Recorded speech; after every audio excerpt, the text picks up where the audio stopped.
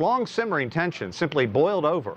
Hundreds, if not thousands of protesters, fed up with corruption, graft, greed, and lagging efforts to reform Iraq's government took to the streets in Baghdad.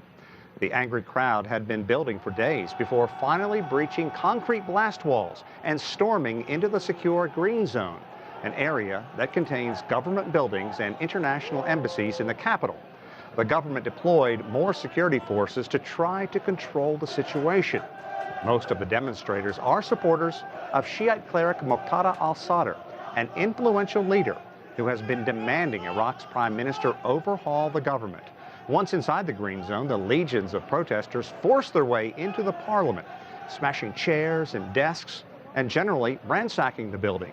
Al-Sadr carries tremendous political clout, and while he has largely supported Prime Minister Haider al-Abadi in the fight against ISIL, clearly al-Sadr and his supporters were fed up. Speaking from the city of Najaf, about 170 kilometers south of Baghdad, the cleric vowed to, quote, destroy Iraq's government and threatened a revolution unless Iraq dramatically reforms its government. I stand by the people today, no one else, and boycott all the politicians, except those who want real reforms, with all clarity and honesty, waiting for the great popular uprising and the major revolution to stop the march of the corrupt. A message al-Sadr's followers are embracing. This is what we want. If there's no reforms, the whole government should be replaced and go back to where the government came from, and bring back all the money that they stole.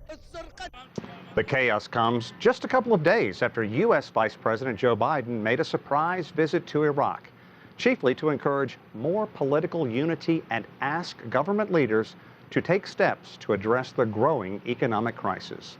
Now, in the aftermath of the demonstration, the U.S. is denying reports that some Iraqi leaders were seeking safety behind the walls of the massive U.S. embassy in Baghdad.